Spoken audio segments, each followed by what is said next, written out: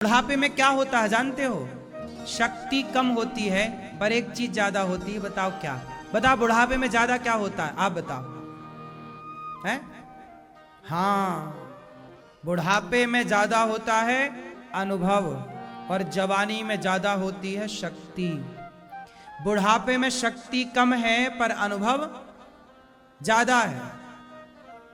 बात सही है कि गलत है? इसलिए जवानी को कहते हैं अंधी और बुढ़ापे को कहते हैं लंगड़ा। बुढ़ापा क्या होता है? बुढ़ापा लंगड़ा होता है। बूढ़ा आदमी कहां चल पाता? ठीक से पकड़ के चलना पड़ता है, लाठी आ जाती है, बौकर आ जाता है। लेकिन वो भले चल नहीं पा रहा है पर उसका ज्ञान आपके 25, 50 साल, 30 साल, 40 साल के लोगों से कई गुना ज्यादा है। तो जवानी है अंधी और बुढ़ापा है एक जंगल में लगी आग, एक गांव में लगी आग, सारे लोग गए भाग, पर दो लोग जलने को मजबूर थे। एक अंधा उस आग में जलने के लिए मजबूर था। अंधा जाए कहां, उसे रास्ते नजर नहीं आया। और दूसरा लंगड़ा जा तो सकता था लेकिन कहां जाए, वो बेचारा आग उसकी ओर भागी चली आई और वो दोनों लोग मरने के लिए मजबूर हो गए। कौन कौन मजबूर हो गए आग में जलने के लिए? अंधा और अब आप मुझे बताओ कि ये लोग आग से बच सकते हैं कि नहीं? अंधा और लंगड़ा कैसे हो जाए? बता, कैसे करें कि ये दोनों बच जाएं? अंधा भी बच जाए और लंगड़ा भी। क्या करें?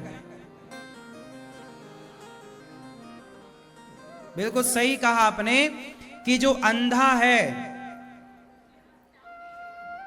जवानी क्या होती है? अंधी।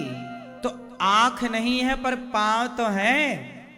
और बुढ़ापा होता है तो जवान क्या करे? बूढ़े को बिठाए अपने कंधे पर, तो आंख हो जाएगी बूढ़े की और पांव हो जाएंगे जवान के, तो दोनों आग से बच गए। यही आग इस समाज में लगी है कुसंग की, कुविचारों की, क्रोध की, लोभ की, मोह की अग्नि में सारा संसार जलने को तैयार है। बचना चाहते हो तो कैसे बचें? अंधे लोग नहीं बच पा रहे हैं क्योंकि अंधे भी इस आग में जल रहे हैं। अंधे जल रहे हैं ना, क्रोध की आग में, सुसाइड की आग में, लिविन की आग में। और बूढ़े भी जलने के लिए मजबूर हैं। बूढ़े लोग वृद्धाश्रम में खदेड़े जा रहे हैं। बूढ़े भी अपमान का शिकार होते चले जा रहे हैं, अवहेलनाएं होती चली जा रही हैं। दोनों आज की समाज की लगी आग में दोनों जलने के लिए, जवानी भी जल रही है और बुढ़ापा भी। यदि दोनों को बचाना है तो दोनों को एक दूसरे का साथ देना पड़ेगा। कैसे? कि जवान अपने ऊपर बिठाए बूढ़े को। मतलब ये हुआ कि बेटा पांव तुम्हारे हो, रफ्तार जवानी की हो, पर ज्ञान बूढ़े का हो। कोई भी काम करो बूढ़ों से सलाह करके करो। कोई भी निर्णय लो, ज्ञान किसका हो? बूढ़े के पास पांव नहीं है पर बूढ़े के पास दिमाग है। आपके पास पांव है पर दिमाग नहीं है।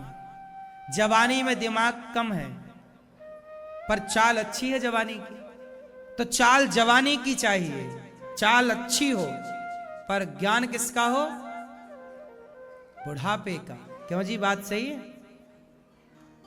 यदि दोनों एक दूसरे, आजकल क्या हुआ कि जवानों ने बूढ़ों का कर दिया अपमान। आजकल बूढ़े को कोई नहीं रखता, बूढ़ों को भेज देते हैं वृद्धाश्रम। जवान जवान घर पे हैं।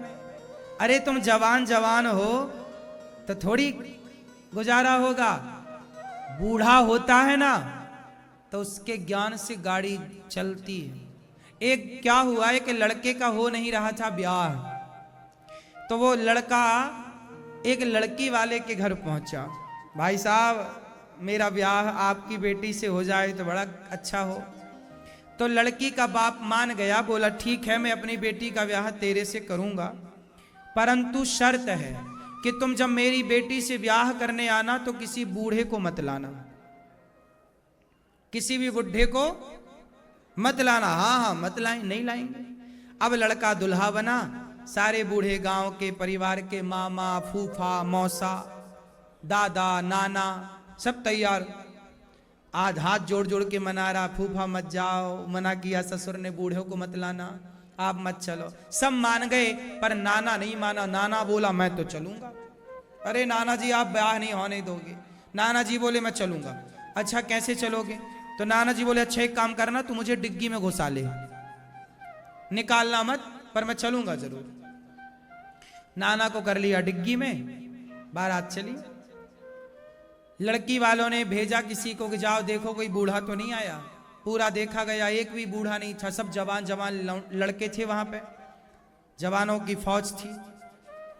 तो लड़की के बाप ने कहा, उन सारे जवानों को बिठाया जितनी बारात में आए थे, दुल्हा को बिठाया और दुल्हा के दोस्तों को, सब परिवार को, सुनो मैं अपनी बेटी का ब्याह तब करूंगा जब ये नदी में, ये देखो क्या बह रही है बगल में नदी, इस नदी में क्या बह रहा है? पानी। जब तक तुम पानी की जगह दूध की धार नहीं बहाओगे, भाई जितना पानी बह रहा जैसे वेग से, ऐसे ही जब दूध तुम बहाओगे तब मैं अपनी बेटी का ब्याह तुम्हारे संग करूंगा। अब लड़का बोला हे भगवान इतना दूध कहां से लाएं कि नदी में पानी की जगह दूध बहे। भाई 100 लीटर भी आप डाल दो तो इतनी सी धारा से निकल जाए, पूरी नदी में थोड़ी सफेदी छाएगी। लड़की के बाप ने बोला एक काम करो, फिर अपनी बारात उठाओ और जाओ, हम नहीं करेंगे तुमसे बेटी का ब्याह, तुम्हारे पास ज्ञान नहीं है, तुम पहले नदी में दूध बहाओ। अब बहुत दिमाग लगाया, सारे जवान थे। अब जवानों के पास कहां बुद्धि होती है ज्यादा, जवानी में बुद्धि कहां काम करती? जवानी में तो केवल खाओ पियो मौज करो दिखता है। क्या दिखता है जवानी में? खाओ पियो और मौज करो। मौज भी क्या, लिव इन कोई मौज कहते हैं ये लोग। तो लड़के बारात वापस जाने लगी, चलो भैया बारात चले। अब जब बारात वापस जाने लगी तो लड़का बोला अब नाना जी को निकाल लो डिग्गी से। अब जब हो ही नहीं रहा तो काहे डिग्गी में बैठे, आगे बैठ के चले सीट पे। नाना जी को निकाला। नाना जी बोले कहाँ दुल्हन, हमें दर्शन कराओ बहू के। अरे काहे की दुल्हन, काहे का ब्याह है। और ससुर जी फैल गए, बोले शादी नहीं करेंगे तुमसे। नाना जी बोले क्या हुआ? अरे बोले कह रहे हैं कि नदी में पानी की जगह दूध बहाओ। कैसे बहेगा? नाना जी बोले बस इतनी सी बात, इतनी सी बात के लिए तुम शादी तोड़ के जा रहे हो? चलो जाओ कह दो लड़की के बाप से कि हमने दूध की व्यवस्था कर ली है, तुम बस नदी को खाली कराओ जल्दी।